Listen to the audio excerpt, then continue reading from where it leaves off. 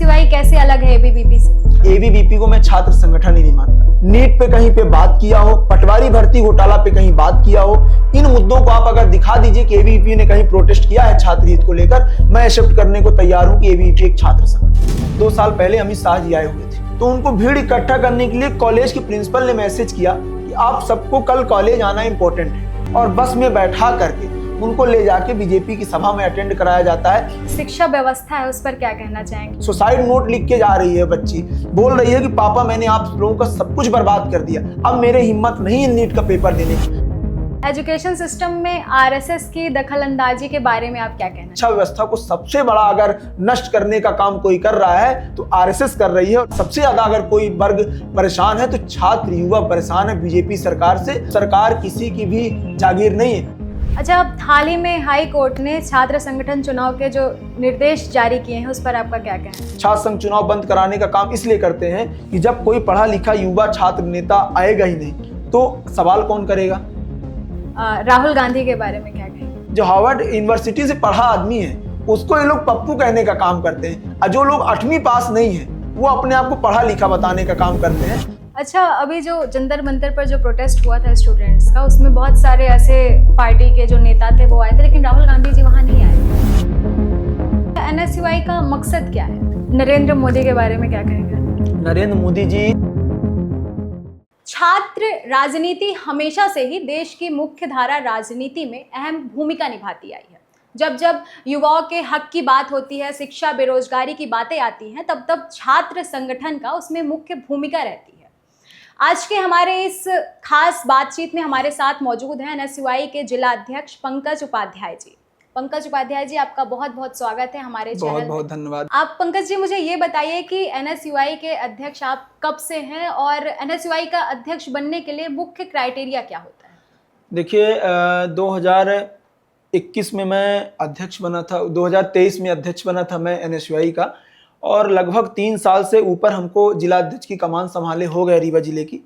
और इसकी जो आपने कहा कि इसकी एक जो प्रक्रिया है वो क्या है, तो इसमें इलेक्शन हुआ था हमारे एनएसयूआई में। हमारा संगठन हमेशा एक क्राइटेरिया के तहत चुनाव कराया था, जो कॉलेजों के छात्र ही उसमें वोट किए थे, पूरे रीवा जिले के अंतर्गत आने वाले। उस समय मऊगंज भी हमारा एक साथी हुआ करता था। कॉलेज में मेंबरशिप बनाए गए थे, और मेंबरशिप के आधार पर फिर जिसकी मेंबरशिप ज़्यादा हुई थी तो प्रदेश नेतृत्व और राष्ट्रीय नेतृत्व के अनुसार उसमें घोषित हुआ था, नाम आया था कि पंकज उपाध्याय ने सबसे ज़्यादा मेंबरशिप की है, और चयन प्रक्रिया उसके बाद हुई, और चयन प्रक्रिया में हमारा नाम घोषित किया गया। उस समय से मैं लगातार 3.5 साल से लगभग जिला अध्यक्ष की कमान रीवा की संभाल रहा हूँ। अच्छा, एनएसयूआई का मकसद क्या है? देखिए, एनएसयूआई का मकसद की बात करें तो एनएसयूआई एक छात्र संगठन है, आप भी जानती हैं, और एनएसयूआई का मकसद सदैव से ये रहा है कि जो छात्र है, जो गरीब तबके से आता है, जो छात्र है और जो वास्तव में मजबूर है और उनकी कहीं सुनवाई नहीं होती है, छात्रों को भटकाने का काम किया जाता है कॉलेज प्रशासन द्वारा, और लगातार जो हमेशा दबे कुचले लोग हैं, जो जाते तो हैं कॉलेज अपनी समस्या को लेकर, परंतु उनकी सुनवाई नहीं होती है। वो बेचारे 2 दिन 3 दिन भटकते हैं, इधर भटकेंगे उधर भटकेंगे, लेकिन सिंपल सा काम उनका नहीं होता। आज जो प्रक्रिया है मध्य प्रदेश में या देश की बात करें तो आसानी से किसी का काम नहीं हो रहा। तो एनएसयूआई जो छात्र परेशान है उनकी मदद कैसे करती है, जैसे कोई व्यक्ति आया फॉर्म जमा करने, उसका फॉर्म नहीं जमा हो रहा, तो उसका अपन फोन किए तो फॉर्म जमा हो गया। ये फोन क्यों करना पड़ता? आप ये भी बोल सकते हैं कि आपको फोन करने, आप फोन करते हो क्या आपके पास हुआ, लेकिन हम लोगों ने जब लड़ाई लड़ते हैं तो बाकी लोग जो प्रशासन है जो गलत करते हैं वो डरते हैं। उनको लगता है कि अगर इनका काम नहीं करेंगे तो कल 40 लोगों को लेकर धरना प्रदर्शन भी कर सकते हैं, तो इसलिए हम लोग फोन करते हैं तो छात्रों की मदद होती है। अच्छा, आपकी प्रेसिडेंसी में जब से आप जिला अध्यक्ष बने हैं तब तक एनएसयूआई कितना सफल रहा है? एनएसयूआई छात्र संगठन सदैव से छात्र हित की लड़ाई लड़ता आया है। जिस प्रकार से एनएसयूआई को मैंने पहले देखा, अपने आने से पहले मैं 2017 में एनएसयूआई में एंट्री किया, और 2017 से लगातार सक्रिय भूमिका में काम करता रहा। इसके पहले भी एनएसयूआई इसी तरह ताकत से काम करती रही और छात्रों की आवाज़ उठाती रही, चाहे कॉलेज में छात्रों की समस्या हो, चाहे युवाओं के रोजगार की बात हो, चाहे बेरोजगारी की बात हो, इन विषयों को हमेशा एनएसयूआई उठाती रही। उसी को देखकर मुझे प्रेरणा मिली, और जब मैं आया यहाँ मुझे टीआरएस कॉलेज के अध्यक्ष के रूप में जिम्मेदारी दी संगठन ने, पहले मैंने उसको निभाया। उसके बाद जब मेरे कार्यभार को देखा गया तो प्रदेश स्तर ने मुझे जिला अध्यक्ष की जिम्मेदारी दी, और जिला अध्यक्ष के रूप में भी आपके उसमें से बता दूं कि मुझे बेस्ट डिस्ट्रिक्ट प्रेसिडेंट का अवार्ड भी मिला। मैंने जिस तरह से छात्र हित का काम किया, तो लगातार इसी तरह का काम एनएसयूआई करती रही, और पहले भी इसी तरह काम एनएसयूआई करती रही थी। उसी को देखकर आज मुझे प्रेरणा मिलती है और आगे मैं काम कर रहा हूँ। अच्छा, जो एनएसयूआई और एबीवीपी जो है, बीजेपी का एबीवीपी है, तो एनएसयूआई कैसे अलग है एबीवीपी से? देखिए, इसमें मैं आपको एक चीज बताऊंगा, एबीवीपी को मैं छात्र संगठन ही नहीं मानता। जिसके राष्ट्रीय अध्यक्ष एक प्रोफेसर हो, जिसके पदाधिकारी टीचर हों, प्राध्यापक हों या प्रिंसिपल हों, वो छात्र संगठन कैसे हो सकता है? ठीक है, फिर मैं आपने कहा कि एबीवीपी और एनएसयूआई में फर्क क्या है। एक सिंपल सा आपको एग्जांपल दूंगा। अभी नीट का इतना बड़ा मामला हुआ, आप किसी की भी एक पोस्ट दिखा दीजिए सोशल मीडिया में, एबीवीपी कहीं भी ये नीट के लिए प्रोटेस्ट किया हो, नीट पे कहीं पे बात किया हो, पटवारी भर्ती घोटाला पे कहीं बात किया हो, इन मुद्दों को आप अगर दिखा दीजिए कि एबीवीपी ने कहीं प्रोटेस्ट किया है छात्र हित को लेकर, मैं एक्सेप्ट करने को तैयार हूं कि एबीवीपी एक छात्र संगठन है। एबीवीपी कोई रजिस्टर्ड छात्र संगठन नहीं है, और ये लगातार प्रोफेसरों के दम पर, आरएसएस के दम पर और बीजेपी के सरकार के सत्ता पक्ष के दबाव में और सत्ता पक्ष के इशारे पर सिर्फ काम करने का काम करता है। और ये अलग की बात जो आई कि अलग कैसे, एनएसयूआई छात्रों के विषय पर काम करती है और एबीवीपी केवल और केवल राजनीतिक मुद्दों को भटकाने का काम करती है। कैसे? जैसे आपने देखा कि जय श्री राम पे बात करेंगे, हम भी मानते हैं भगवान को, हम भी पूजा करते हैं, मैं तो हर मंगलवार शनिवार चिरहुला मंदिर जाता हूं, इससे ज्यादा क्या बोलूं। तो ये नफरत फैलाने का काम करते हैं कि जो व्यक्ति है ऐसा बोलना होगा। हम लोग सिर्फ छात्र हित की बात करते हैं, वो छात्र हित की बात नहीं करते। ये डिफरेंट है दोनों में। आजकल स्कूल और कॉलेजेस में जो एबीवीपी और एनएसयूआई जो दोनों के ही स्टूडेंट्स विंग्स होते हैं, वो ज़्यादातर राजनीति के उसमें मतलब कि फोकस करके अपने अपने दलों के बच्चों को एकत्रित करते हैं। तो आपको ऐसा नहीं लगता है कि ये सिर्फ एक चुनावी वो बन के रह गया है? देखिए, एबीवीपी की अभी वर्तमान की बात बता रहा हूँ आपको, आप उनसे भी बात करिएगा कभी मौका मिले तो। अभी वर्तमान में कुछ दिनों पहले, 2 साल पहले अमित शाह जी आए हुए थे, और उनकी भीड़ नहीं हो पाई थी सभा में, तो उनको भीड़ इकट्ठा करने के लिए कॉलेज के प्रिंसिपल ने मैसेज किया कि आप सबको कल कॉलेज आना इंपॉर्टेंट है। जब बच्चे कॉलेज आते हैं तो उनको एक बढ़िया बेकायदे बस बुक की जाती है, और बस में बैठा करके उनको ले जाके बीजेपी की सभा में अटेंड कराया जाता है। बहुत सारे छात्रों को उस समय बस छूट गई जो दूर दूर से आते थे। मेरे पास फोन आया कि भैया हमको जबरदस्ती ले आए और अब बताइए बस छूट गई, मैं कैसे जाऊं। उनके गार्जियन भी उनको वो किए। वर्तमान में एक मामला टीआरएस महाविद्यालय का आया था। एक कोई टीचर थे, वो बीकॉम के थे, उन्होंने बीकॉम के बच्चों को बुलाया टेस्ट के नाम पर, सबको ले जाके अटल कुंज बीजेपी कार्यालय भेज दी। तो ये काम केवल एबीवीपी और जो उसके सत्ता पक्ष के इशारे में लोग काम करते हैं, सिर्फ वही लोग करते हैं। रही बात राजनीति में, किस तरह आप लोग राजनीति में एक दल के लिए भीड़ जुटाने के इकट्ठा करते हैं, हमें भीड़ जुटाने की जरूरत कभी भी अपने कार्यक्रमों में नहीं पड़ती।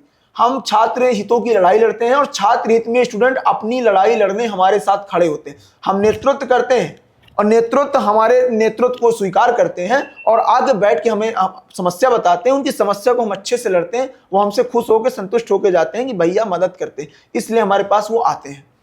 अच्छा, जो एनएसयूआई की फंडिंग के बारे में हमें कुछ बताएंगे? एनएसयूआई की फंडिंग कहाँ से होती है? देखिए, एनएसयूआई की फंडिंग की कोई आवश्यकता ही नहीं है। एनएसयूआई आप फंडिंग की बात करेंगे, क्या जरूरत है फंडिंग को? मैं कहता हूं कि एनएसयूआई सदस्यता अभियान चलाती है। उसको आपको कहीं एक पंपलेट छपवाना है, पर्ची छपवाना है, तो जो भी जिला अध्यक्ष होता है वो स्वयं इतना सक्षम होता है कि 2000-4000 रुपए खर्च कर सकता है। कोई बड़ा कार्यक्रम होता है, सभा होती है, जब हमारी जरूरत पड़ती है, हमको लगता है कि हमारे राष्ट्रीय अध्यक्ष जी, प्रदेश अध्यक्ष जी आ रहे हैं, तो हमारे जो जिले के वरिष्ठ नेता होते हैं वो हमारी सहायता करते हैं, मदद करते हैं। उनके मदद से भी हम बड़े कार्यक्रम करने में सफल होते हैं। झंडा बैनर की जरूरत होती है एनएसयूआई में, वो अपन इतने सक्षम होते नहीं होते, तो हमारे वरिष्ठ नेता भी हमारा सहयोग करते हैं। आज की जो शिक्षा व्यवस्था है उस पर क्या कहना चाहेंगे, और नीट पेपर लीक के बारे में कुछ? देखिए, शिक्षा व्यवस्था का हाल तो आप बताने की जरूरत नहीं है, आप खुद देख रहे हैं। आपने देखा है कि अभी नीट का कितना बड़ा घोटाला हुआ। सरकार 2 महीने लगातार अड़ी रही। राहुल गांधी जी ने सबसे पहले नीट विषय को एक सबसे बड़ा विषय बनाया।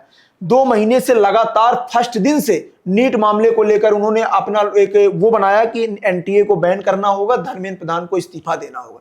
10 साल में 4 बार नीट का पेपर लीक हुआ, पहली बार ऐसा हुआ, और 10 साल में 4 बार तो पेपर ही हुआ, तो चारों बार तो पेपर लीक रहा। तो एनटीए इतनी बड़ी संस्था होने के बाद, नेशनल संस्था है बताइए, और ये पेपर लीक करती है, उसके बाद भी शिक्षा मंत्री जी के क्या रिश्ते हैं वहां के एनटीए को बैन नहीं कर पा रहे थे।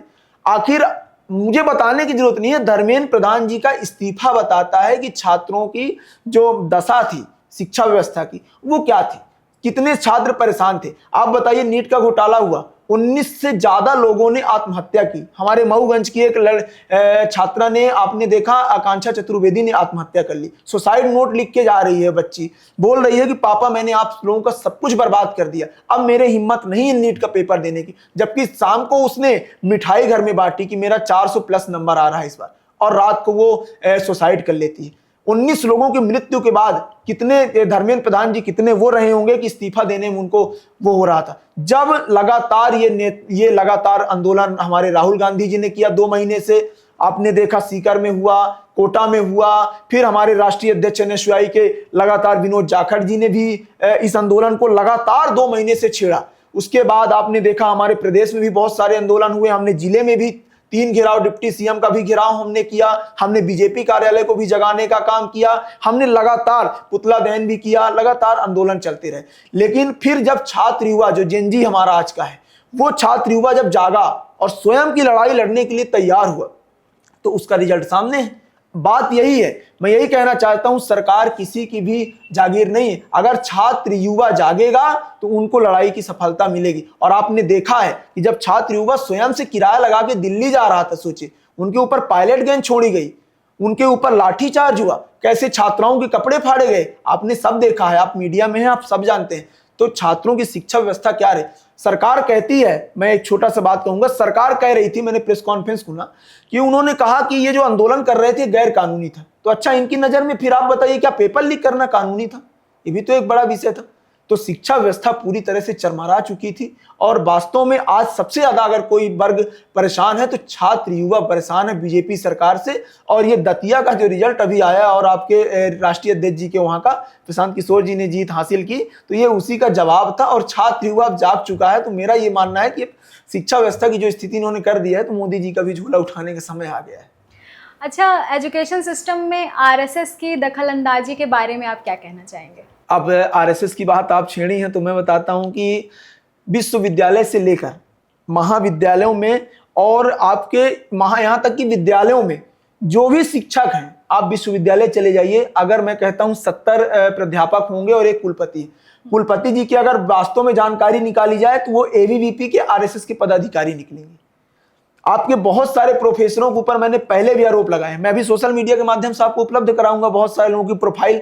वहां पे प्रोफेसर हैं विश्वविद्यालय में और वो एबीवीपी के प्रांत अध्यक्ष हैं, कोई प्रांत मंत्री हैं।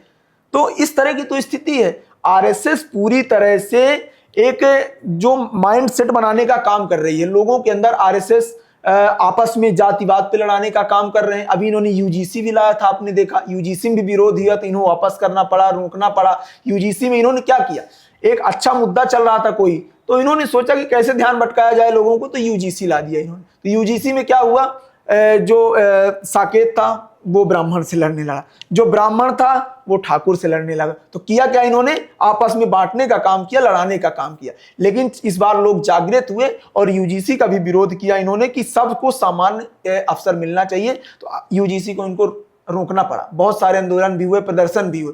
तो आरएसएस की विचारधारा यह है कि लोगों को जात के नाम पे लड़ाओ। ये महात्मा गांधी जी को भी पूजने का काम करते हैं और ये गोडसे जी को भी पूजने का काम करते हैं। तो ये आरएसएस वाले अंदर से कुछ और हैं और बाहर से कुछ और है। ये केवल और केवल शिक्षा व्यवस्था को सबसे बड़ा अगर नष्ट करने का काम कोई कर रहा है तो आरएसएस कर रही है, और जातिवाद के नाम पर लड़ाने का काम आरएसएस कर रही है। आज जितने भी शिक्षक हैं, जितने भी टीचर हैं, और आज जो भर्ती हो रही है, आपको बता दें, कोई पेपर में नहीं आता। पहले एक सूचना आती थी कि कल इसकी वैकेंसी होगी, आप लोग वो करते। अब तो आरएसएस के और बीजेपी के लोग, रिश्तेदार लोग, अब अभी मैं विश्वविद्यालय को लेकर प्रेस कॉन्फ्रेंस भी करने वाला हूं, आधे लोग वहां पे रिश्तेदार हैं बीजेपी नेताओं के। आपका पीएचडी वाला मामला देख लीजिए, पीएचडी में जितने लोगों का सिलेक्शन हुआ, सिर्फ डिप्टी सीएम जी का जिंदाबाद बोलने का काम करते हैं, उसके अलावा कोई नहीं थे उसमें सिलेक्शन वाले। सामान्य परिवार के लोग सब घर बैठ गए। तो ये स्थिति है। आपको क्या, जैसे कि आप रीवा के जिला अध्यक्ष हैं एनएसयूआई के, तो आपको क्या पता है कि विंध्य के और रीवा में जितने भी प्रोफेसर, जितने भी वीसीज हैं, कौन कौन आरएसएस के मेंबर्स हैं? कितने सारे लोग आरएसएस के मेंबर्स हैं। मैंने आपको फिर पहले भी बताया हूं, मैं फिर से बता रहा हूं, 70% से ज्यादा। मैं एक आध दो नाम भी आपको ले देता हूं। आप राष्ट्रीय अध्यक्ष हैं रघुराज किशोर जी, हमारे बड़े हैं, मैं उनका सम्मान करता हूं। रीवा के हैं, ये भी अच्छी बात है कि राष्ट्रीय अध्यक्ष रीवा को मिला, बड़ी बात है। वो प्रोफेसर हैं, एजी कॉलेज में प्रोफेसर हैं, वो राष्ट्रीय अध्यक्ष। पहला नाम, सबसे बड़ा नाम आपको बता दें। दूसरा, आप चले जाइए विश्वविद्यालय, सुनील पांडे जी, अभी मैं उनकी प्रोफाइल भी आपको उपलब्ध कराऊंगा। मैं नाम लेके बोल रहा हूं, मैं कई बार प्रेस कॉन्फ्रेंस में बोल चुका हूं, मैं आरएसएस और एबीवीपी वालों से और बीजेपी वालों से बिल्कुल नहीं डरता हूं। आपसे मैं फिर बता रहा हूं, मैं खुल के कहा, ना तो मेरी कोई जायदाद है इतनी बड़ी कि मेरी बिल्डिंग गिर जाएगी, ना मेरे पास कोई बड़ी प्रॉपर्टी है कि मेरी प्रॉपर्टी कोई ले लेगा। मैं एकदम खुला वाला आदमी हूं और खुला बोल रहा हूं कि सुनील पांडे जी की प्रोफाइल अभी आपको दूंगा, एबीवीपी पदाधिकारी हैं और यूनिवर्सिटी में पढ़ा भी रहे हैं। और आपके रघुराज किशोर जी का भी मैंने नाम लिया। बहुत सारे ऐसे शिक्षक हैं जिनका नाम अगर आप कहेंगे तो मैं नाम प्लस उनकी प्रमाण सहित मैं दिखाऊंगा कि ये एबीवीपी पदाधिकारी हैं, आरएसएस के पदाधिकारी हैं और ये प्रोफेसर हैं। अच्छा, एनआईआरएफ में एपीएस यूनिवर्सिटी की रैंकिंग के बारे में क्या कहना चाहेंगे, और अलग अलग जो कॉलेजेस हैं एपीएस यूनिवर्सिटीज़ के, उसके बारे में क्या कहना चाहेंगे?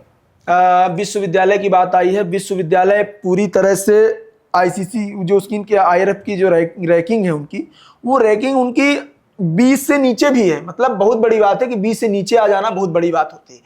तो विश्वविद्यालय पूरी तरह से अपने कार्यभार को संभालने में असमर्थ हो चुकी है। विश्वविद्यालय में शिक्षक, बहुत सारे बाबू पैसे लेने का काम करते हैं। कुलपति महोदय अपने रिश्तेदारों को टेंडर देने का काम करते हैं। टेंडर का पता नहीं चलता, कुलपति महोदय के रिश्तेदार पा जाते हैं। पूरी तरह से पेपर, सोचिए कोई भी कोर्स का पेपर, मैं खुद एलएलबी का छात्र हूं, जो पेपर हम लोगों के मार्च में हो जाने चाहिए वो पेपर अभी तक नहीं हुए। जुलाई समाप्त हो गए, अगस्त चालू हो गया, मतलब 6 महीने से ऊपर लेट हो चुका पेपर।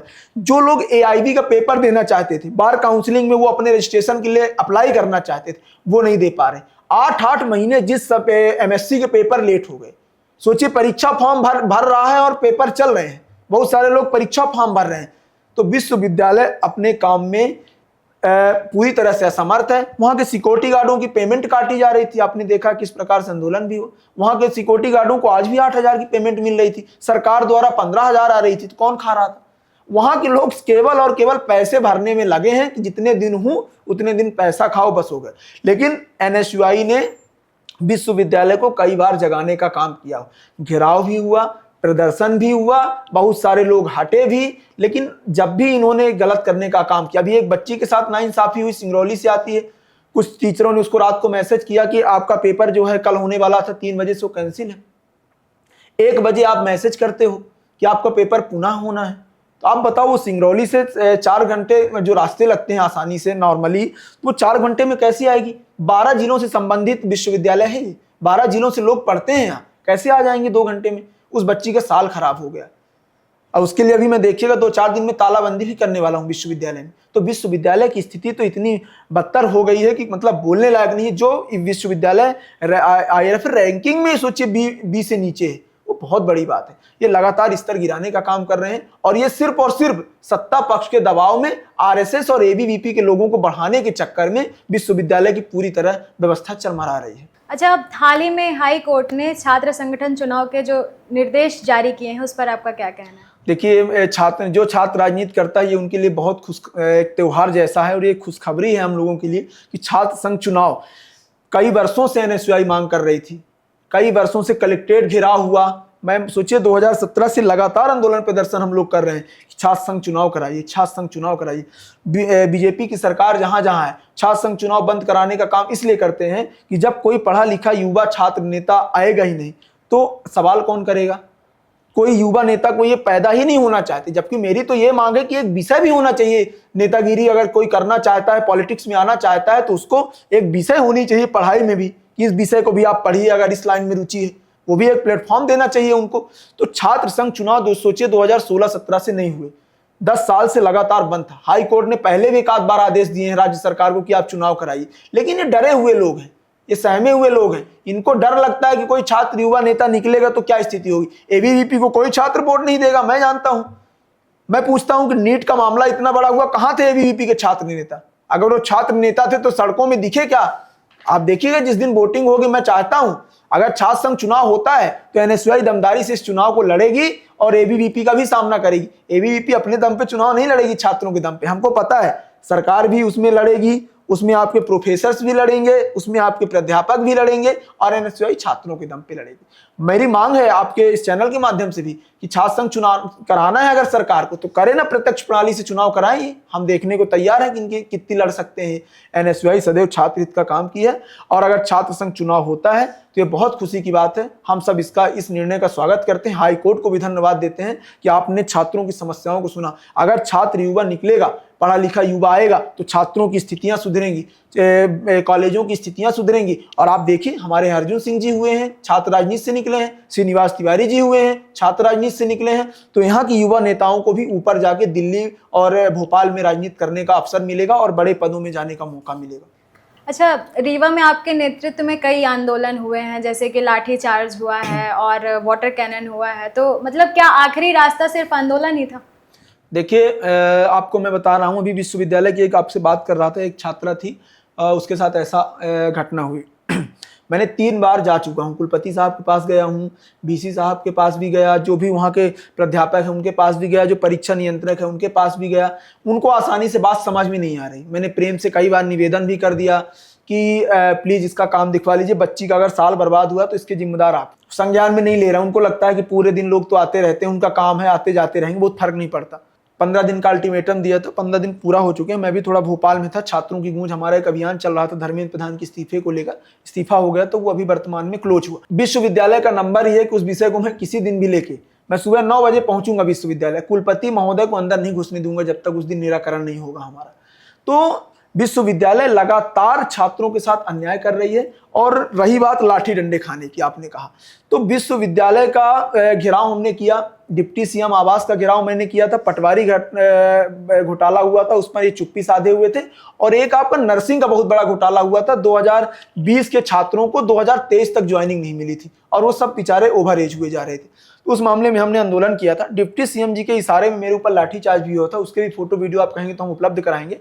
मेरे कंधे में भी चोट आई थी उस समय। मुझे खुशी होती कि डिप्टी सीएम जी उन छात्रों से बात करने आते, वो कोई आतंकवादी नहीं थे, छात्र से बात करने आते। तो जब शांति से अगर कोई बात बन जाए तो हमको आंदोलन प्रदर्शन करने की जरूरत नहीं पड़ेगी। मैं आपके चैनल के माध्यम से स्पष्ट बताना चाहूंगा कि जब सरकार छात्रों के साथ अन्याय करेगी, जिसमें छात्र सहमत नहीं होंगे, आम जनता सहमत नहीं होगी, छात्र युवा सहमत नहीं होंगे, तो उसमें हमेशा आंदोलन प्रदर्शन पंकज उपाध्याय करते रहेंगे। चाहे लाठी खाना पड़े, चाहे डंडे खाना पड़े, चाहे जेल जाना पड़े, उसके लिए चाहे आंसू गैस खाना पड़े, मैं हमेशा तैयार हूं। जिसमें छात्र युवा और आम जनता सहमत नहीं होगी उस निर्णय पर, उसको लेकर हम सदैव सामने खड़े रहेंगे। सरकार को चाहे जेल भेजने का काम करना हो कर लें, चाहे लाठी मारने का काम करना हो, चाहे बैरिकेटिंग करना हो, चाहे आंसू गैस छोड़ना हो। ये पहले भी प्रयास किए, हमको रोक नहीं पाए, आगे भी प्रयास अपना वो जारी रखें, हमारा प्रयास भी जारी है। अच्छा, एक शब्द या एक लाइन में जवाब दीजिएगा, राहुल गांधी के बारे में क्या कहेंगे? राहुल गांधी जी हमारे आइकॉन हैं, मैं उन्हीं को देखकर राजनीति करता हूं। और राहुल गांधी जी, सोचिए, देश को जो हार्वर्ड यूनिवर्सिटी से पढ़ा आदमी है उसको ये लोग पप्पू कहने का काम करते हैं, और जो लोग 8वीं पास नहीं है वो अपने आप को पढ़ा लिखा बताने का काम करते हैं। तो एक लाइन में ही बताना चाहता हूं कि ये देश है हमारा, सब जानता है, सब समझता है। वो एक व्यक्ति ऐसा है, उसके पास किसी प्रकार की कमी नहीं थी, आराम से एसी में बैठ के खा सकते थे।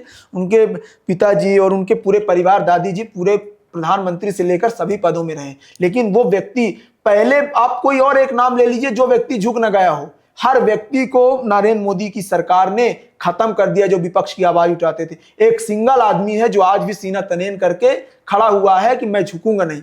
नीट का मामला, छात्र युवाओं ने आंदोलन प्रदर्शन बाद में किया, नीट में सबसे बड़ा अगर किसी ने आंदोलन किया तो हमारे नेता राहुल गांधी जी ने किया, हमारे नेता विनोद जाखड़ जी ने किया, हमारे प्रदेश अध्यक्ष जी आशुतोष चौकसे जी ने किया। राहुल गांधी जी युवाओं के आइकॉन है और आज देश समझ चुका है कि राहुल गांधी जी क्या चीज है, और जनता भी समझ चुकी है और बीजेपी भी अच्छे समझ चुकी है कि उनको गिरा पाना और उनको झुका पाना संभव नहीं। क्या करेंगे, घर खाली करवा दिया, उनके नेता विपक्ष हैं। आपने देखा नीट मामले में उनको किस तरह घसीटा गया। लोकसभा में विपक्ष का नेता प्रधानमंत्री के बाद दूसरा बड़ा पद होता है, उनको तक घसीटने का काम किया, जैसे छात्रों का आंदोलन होता है इस तरह। तो उनके साथ कितना इन्होंने किया, लेकिन वो व्यक्ति आज भी खड़ा है। और जब भी आप देखिए, वो उस तरह के व्यक्ति नहीं है कि उनसे ही मिलेंगे जो एकदम वो होंगे, वो किसी से भी मिल जाते हैं। अच्छा, अभी जो जंतर मंतर पर जो प्रोटेस्ट हुआ था स्टूडेंट्स का, उसमें बहुत सारे ऐसे पार्टी के जो नेता थे वो आए थे, लेकिन राहुल गांधी जी वहाँ नहीं आए थे। देखिए, जो जंतर मंतर में सोनम वांगचुक जी बैठे हुए थे धरने में, उन्होंने स्पष्ट सोशल मीडिया के माध्यम से, आपने देखिएगा, उन्होंने कहा था कि मेरा निवेदन है सभी से, खासकर विपक्ष के नेताओं से और पक्ष के नेताओं से, कि मेरे आंदोलन में कोई सहयोग करने ना आए।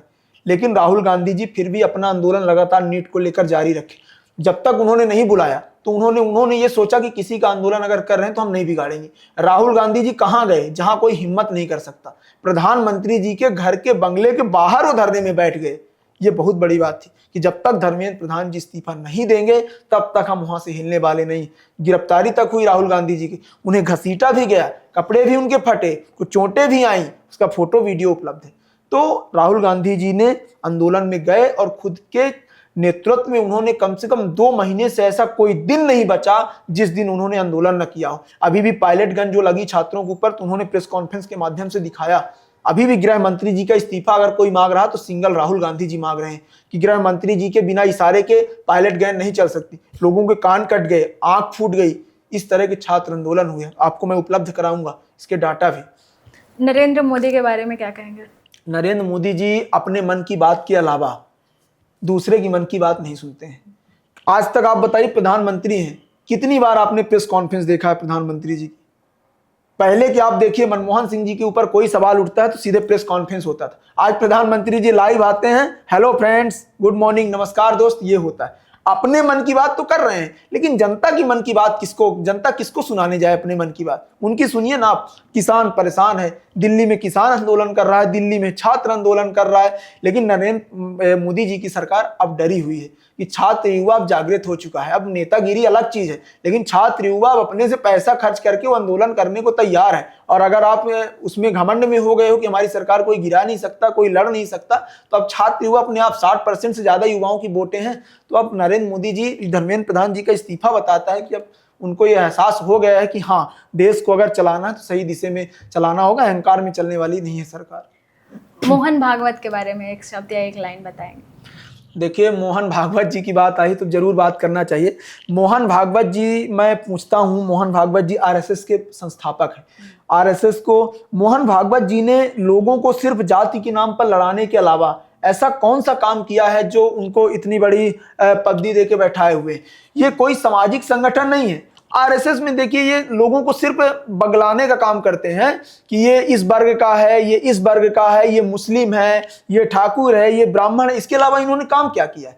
ये खुल के बोले ना कि मैं महात्मा गांधी जी को नहीं मानता हूं। क्यों नहीं बोलते हैं खुल के? ये क्यों बोलते हैं कि हम गोडसे जी को भी मानते हैं? तो जब गोडसे जी की मूर्ति मिली तो उनको हाथ जोड़े, और जब महात्मा गांधी जी की बात आई, जब चुनाव का समय आया, तो ये आके महात्मा गांधी जी हमारे राष्ट्रपिता हैं। आप देखिए ना, लगातार देखा जा रहा है किस प्रकार से ये आरएसएस के दम पर किस प्रकार से लोगों को कॉलेजों में घुसेरने का काम कर रहे हैं। कॉलेज में स्टूडेंट जो है वो सभी जाति वर्ग के होते हैं। आप वहां जाके नारे लगवाते हो, सभी जाति के सभी वर्ग के लोग बैठे हुए हैं। वहां पे आप बात करो सामाजिक समरसता की, सभी लोग एकजुट हैं, तो आप बात करते हो कि ये हिंदू है, ये मुस्लिम है, वहां पे आप ये काम करते हो। तो आरएसएस की जो विचारधारा है वो केवल और केवल कट्टरवाद है कि लोगों में कट्टरवाद फैलाओ। ये लोग उसकी बात करते हैं, भगवान की बात करते हैं। चंदा चोरी इतना बड़ा राम मंदिर में होगा, इस पर क्यों नहीं बोला इन्होंने? हनुमान जी को इन्होंने, नितिन नवीन जी के वहां पे देखा, हनुमान जी को सोचिए इनको नचाना पड़ा चुनाव जीतने के लिए, और खुद की पोलिंग हार गए राष्ट्रीय अध्यक्ष जी। मैं तो कहता हूं न्यूज चैनल वाले चलाए ना इस विषय को कि 27 वोट से आपके बीजेपी के सबसे बड़ा जो संगठन है राष्ट्रीय अध्यक्ष, उसके 27 वोट से हार गए। ये जिंजी छात्र युवाओं का आक्रोश है। ये मुझे तो नहीं लगता कि छात्र संघ चुनाव कराएंगे। जिस तरह की इनकी कंडीशन है, दतिया का चुनाव, उपचुनाव और आपका वहां का चुनाव, उपचुनाव देखा इन्होंने, हमको नहीं लगता कि राज्य सरकार चुनाव करा पाएगी। तो इस तरह की स्थिति है सरकार की। नीट पेपर लीक में धर्मेंद्र प्रधान जो तत्कालीन शिक्षा मंत्री थे, उन पर लगातार दबाव बना रहा, तो क्या आपको लगता है कि छात्रों का जो आंदोलन था वो सफल रहा? देखिए, ये मैंने आप देखी होंगी अगर सोशल मीडिया के माध्यम से, मैंने विजय जुलूस निकलवाया था जिस दिन धर्मेंद्र प्रधान जी ने इस्तीफा दिया। मामला ये कोई जीत नहीं थी हमारी। 19 छात्रों ने आत्महत्या की। ये कोई हत्या नहीं, जो आत्महत्या नहीं थी, ये सरकार द्वारा की गई छात्रों की हत्या थी, जो नीट का पेपर लगातार दे रहे थे और लगातार पेपर लीक हो रहा था। तो जब इतने लोगों ने आत्महत्या की, उनको मैं शहीद का दर्जा देता हूँ। वो शहीद हुए हैं, वो हमारे बहन थे, हमारे भाई थे जिन्होंने आत्महत्या कर ली। सरकार ने इतना मजबूर किया लोगों को कि आत्महत्या करना पड़ा। तो नीट में जो ये धर्मेंद्र प्रधान जी इस्तीफा दिए, ये मात्र और मात्र उनको ये समझ में आया कि आज छात्र युवा साथी जागृत हो चुका है, हमारा इस्तीफा देने में ही भलाई है। 19 दिन से लगातार आंदोलन चला। सोनम वांगचुक जी सोचिए 19 दिन लगातार बैठे रहे। तो ये, और साथ में छात्र युवा अपने से पैसा लगा लगा के, सोचिए मैं वो यहाँ बैठा था तो कहते थे भैया हमको भी जाना है, कैसे जाया जा सकता है। तो मुझे अच्छा लगा कि छात्र युवा पहली बार जागृत हुआ कि हाँ अब अपनी लड़ाई हम स्वयं के दम पे लड़ेंगे, और उन्होंने लड़ी। और ये धर्मेंद्र प्रधान जी का इस्तीफा जो हुआ ना, ये छात्रों की जीत थी, युवाओं की जीत थी। ये जो वो बच्चे थे जिन्होंने सुसाइड कर लिया, ये उनको एक श्रद्धांजलि देने का काम था धर्मेंद्र प्रधान जी का इस्तीफा। अच्छा, आपको जो यहाँ के जो डिप्टी सीएम है, रीवा से ही हैं, डिप्टी सीएम भी जो मध्य प्रदेश के वो रीवा से ही हैं, तो जो रोजगार के बारे में क्या कहना चाहेंगे? देखिए, सबसे हमारे लिए खुशी की बात है कि हमारे रीवा जिले से कोई डिप्टी सीएम हैं, बड़े पद में, इतने बड़े पद में हैं, ये हमारे लिए खुशी की बात है। और सबसे बड़ी बात यह है कि रोजगार की बात आई। गुड़ में इतना बड़ा सोलर प्लांट है, सोचिए, यहाँ तक कि हम लोग यहाँ से दिल्ली को मेट्रो को चलाने के लिए हम बिजली उपलब्ध करा पा रहे हैं। लेकिन यहाँ पे लोगों को रोजगार किनको दिया जा रहा है? जो उनके रिश्तेदार हैं, जो उनके परिवार हैं, जो स्थानीय लोग हैं, उनको रोजगार उपलब्ध नहीं कराया जा रहा। जो स्थानीय लोग परेशान हैं। यहाँ पे बनता क्या है? Eco park. यहाँ पे बनता क्या है? फ्लाईओवर। मैं नहीं कहता कि फ्लाईओवर बनाना विकास नहीं है, विकास है, वो भी विकास है। सड़कें अच्छी होंगी तो आवागमन सुरक्षित होगा, सब चीजें अच्छी है। लेकिन हमें नहीं लगता कि इको पार्क का हमको इतनी ज्यादा जरूरत है। हमको नहीं लगता कि हमको अटल पार्क की इतनी ज्यादा जरूरत है। हमारे यहाँ जरूरत है तो एक कन्या महाविद्यालय की जरूरत थी। रीवा जिले में हमारी जब सरकार थी तो एक गंगा कछार की जमीन में जीतू पटवारी जी ने कहा था, शिक्षा मंत्री थे, एक कन्या महाविद्यालय उन्होंने दी थी। वो बनाना विकास है। कोई एक आप फैक्ट्री लाते रीवा में, वो विकास है, जिसमें छात्रों युवाओं को रोजगार मिलता। आज हमारा युवा रीवा का लगातार पलायन करता जा रहा है, शिक्षा स्तर लगातार गिरता जा रहा है। तो स्थानीय रोजगार की बात करें तो स्थानीय रोजगार का कोई भी यहाँ किसी प्रकार का प्लेटफॉर्म नहीं है हमारे यहाँ। तो मेरी डिप्टी सीएम जी से मांग भी है कि थोड़ा अपना ध्यान जो है इधर भी आकर्षित करिए। फ्लाईओवर का विकास और ये सब सारी चीजें अच्छी हैं, आप करिए, लेकिन थोड़ा सा 5% का ध्यान आप प्लीज छात्रों और युवाओं के रोजगार के लिए लगाई। लगातार बढ़ती महंगाई है, लगातार बढ़ती बेरोजगारी है, लगातार बढ़ते पेट्रोल डीजल के दाम है। पहले होता था कि घर में एक व्यक्ति कमाता था तो पूरा घर बैठ के खाता था। आज हर व्यक्ति जब कमाता है तभी हर व्यक्ति खाना खा पा रहा है। तो मेरा निवेदन है कि इस चैनल के माध्यम से कि ये जाए वहां तक बात कि स्थानीय रोजगार के लिए कोई विषय वो छेड़े और कोई फैक्ट्री और कोई उद्योग उपलब्ध कराए। बहुत बहुत धन्यवाद पंकज जी आपका, जो अपने युवा, जो छात्र युवा हैं, उनकी आवाज़ को बेबाकी से उठाने के लिए। उम्मीद करते हैं कि आपकी जो और जो छात्रों की जो आवाज़ है वो प्रशासन तक ज़रूर पहुंचेगी।